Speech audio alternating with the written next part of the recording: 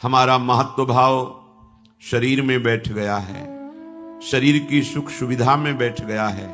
संसार को हम सत्य मानने लगे हैं, जीने की प्रबल आशा हो गई है, मरने से भय लगता है, दुख विपत्तियां घेरे हुए हैं। ये अविद्या का खेल हमने स्वयं स्वीकार कर लिया, किसी ने हमें फांसा नहीं है, हम स्वयं फंस गए हैं। बंधेव कीर मरकट की नाई, हमने स्वयं सुख भोग की लालसा से अपने को फंसा लिया। अब वास्तविक सुख क्या है, चरम सुख क्या है, हमारी आंतरिक मांग क्या है, ये हम नहीं जान पा रहे। बस सामने दृश्य को देखा और टूट पड़े, सुख भोग लेंगे, हम सुखी हो जाएंगे। ये भ्रम है। तुम किसी प्रकृति जनित रचना से कभी सुखी नहीं हो सकते, क्योंकि तुम परमात्मा अंश हो, तुम अपने अंशी की खोज कर रहे हो। भ्रम से तुम नाना प्रकार के दृश्य पदार्थों में, परिवर्तनशील नाशवान पदार्थों में अपनी मांग पूरी करना चाहते हो, नहीं हो सकती। क्यों? क्योंकि तुम चिदानंद अंश हो, तुम्हें चिदानंद सुख चाहिए। ये प्राकृतिक सुख अनेक जन्मों से भोगते चले आए, अगर कहीं इसमें हमारा विश्राम होता तो आज तक हम सुखी हो जाते। भगवत कृपा से संत समागम प्राप्त होता है, पर कैसी मलिनता बुद्धि की है कि संत समागम में जाकर के हम यही जानना चाहते हैं कि वो उपाय बताओ जिससे हमें मांगे हुए भोग प्राप्त हो। भोग भोगने वाला शरीर जो निश्चित नष्ट हो जाएगा, वो नष्ट ना होने पावे। संसार में माना हुआ सुख हमें भरपूर प्राप्त हो। भ्रम मत रखना। अगर संतों की इसमें आस्था होती तो संत काहे को ही बनते। जिनमें उनकी आस्था नहीं है वो तुम्हें कैसे दे सकते हैं। एक अंधा कुएं में गिरने जा रहा हो तो कोई नेत्र वाला उसको कैसे ढकेल सकता है, कैसे जाने दे सकता है।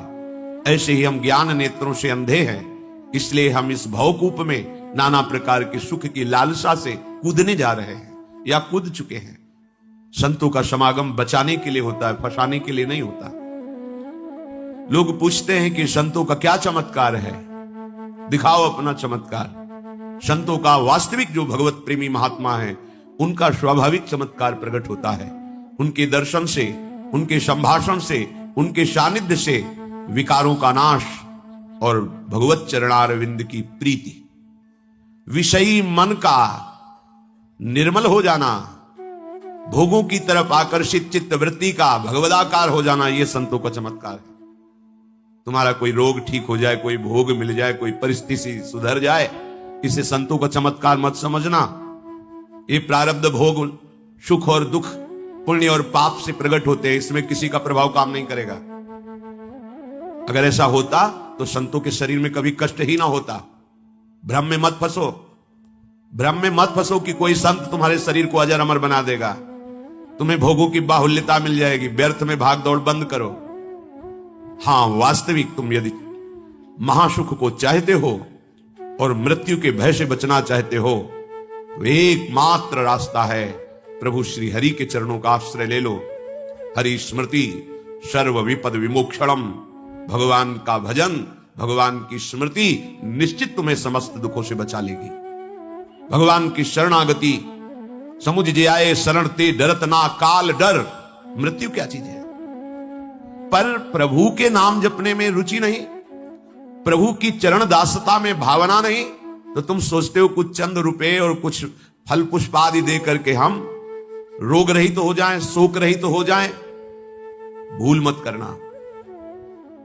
अगर शोक रहित होना है, रोग रहित होना है, तो एकमात्र उपाय है कृष्णाय वासुदेवाय हरे परमात्मने प्रणत क्लेश नाशाय गोविंदाय नमो नमः।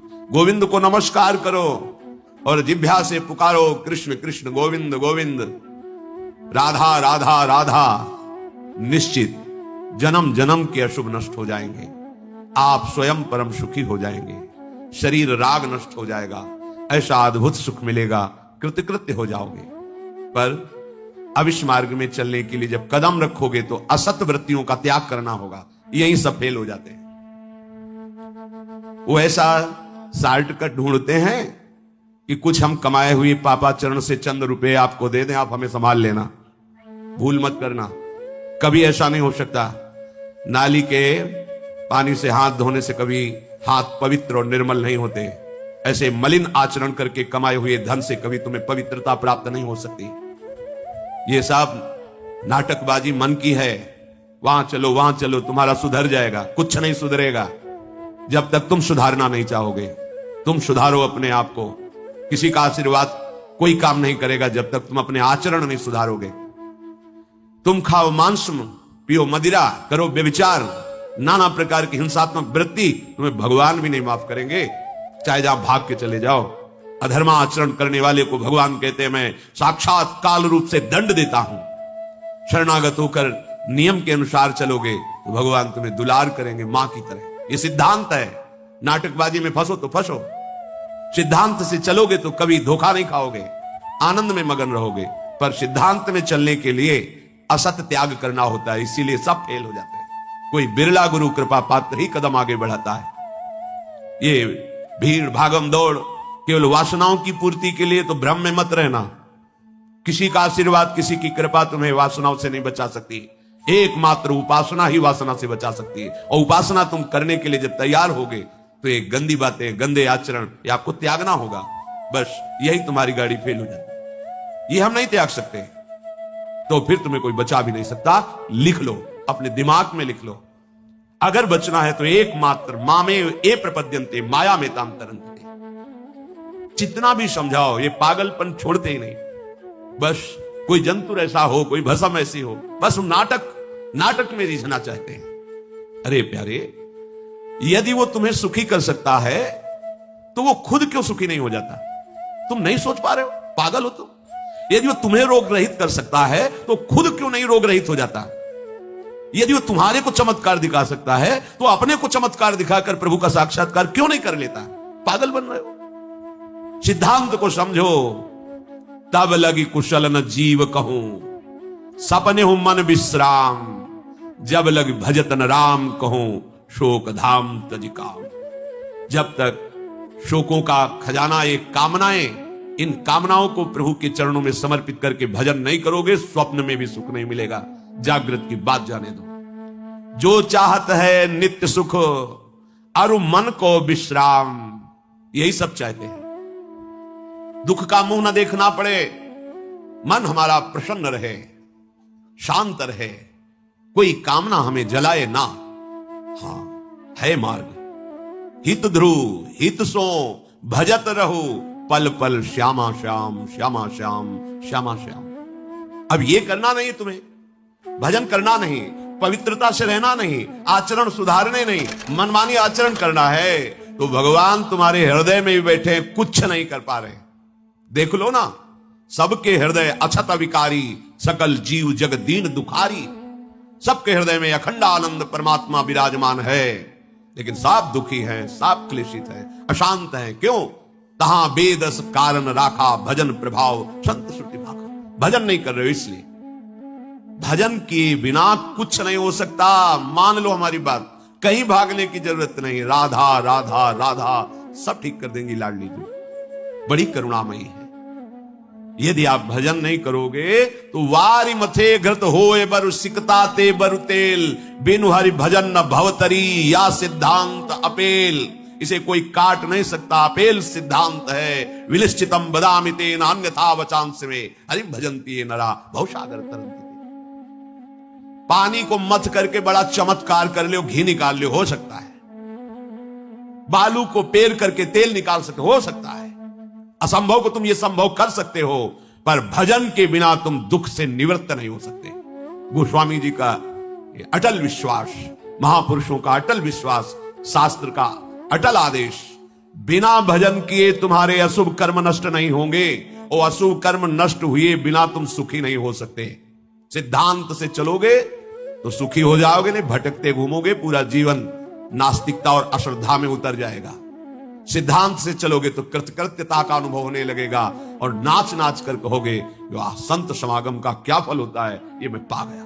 पायो जी पायो मैंने, राम रतन धन पायो। मारा घूम रहा है जी, कोई औषधि मिल जाए, कोई भस्म मिल जाए, कोई जंतुर बांधे, कोई आशीर्वाद दे दे। अरे पागल हो, तुम्हारे कर्म ही तुम्हें दंड देंगे, तुम्हारे कर्म ही तुम्हें सुखी करेंगे। हां, हम कैसे अपने कर्मों को सुधारें, यह है संत समागम। आप अपने द्वारा अपना उद्धार कीजिए, कोई तुम्हारा उद्धार नहीं कर सकता। उद्धार की युक्तियां, उद्धार का मार्ग, उद्धार के सिद्धांत और सहयोग ये संतों से प्राप्त होता है।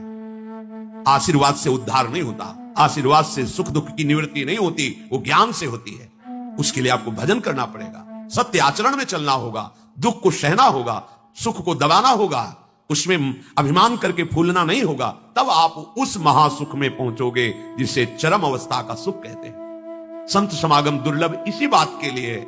इसका मतलब ये नहीं छूछा करके तुम्हारे दुखों का नाश हो जाएगा। भाग लो, पूरे ब्रह्मांड में जाओ, अगर कहीं सुखी हो जाना तो बताना हमें आके। समझना ही नहीं चाहते।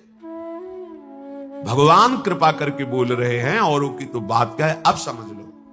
श्री भगवान कह रहे हैं, इदम तुते गृहतमं प्रवक्ष्याम्यनसूयवे ज्ञानम विज्ञान सहितम यद ज्ञात्वा मोक्षसे अशुभात्।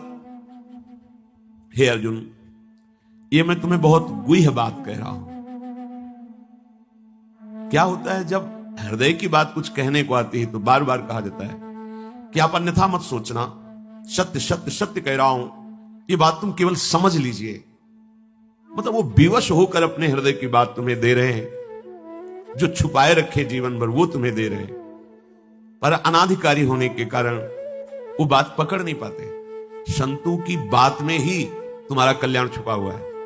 उनकी बात मान लो, फिर आप देख लो कैसे आपकी अध्यात्म उन्नति होती है। आप जो भी करेंगे वो अहम की धरा से होगा। अहम की धरा लोक लोकांतर तक ले जा सकती है, लेकिन जीवन मुक्त नहीं कर सकती। जीवन मुक्त होने के लिए अहम का विसर्जन चाहिए, वो होता है गुरु कृपा से, संतों के वचनों से। विश्वास कीजिए, बिना संत वचन गुरु वचन पर चले कोई जीवन मुक्त नहीं हो सकता।